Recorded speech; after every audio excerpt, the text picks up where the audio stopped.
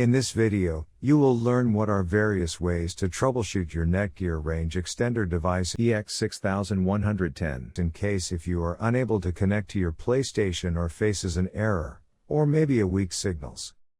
The first thing that you can do is try rebooting your Netgear Range Extender and your router.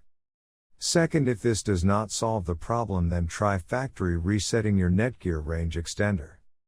Or set up your Netgear Range Extender again.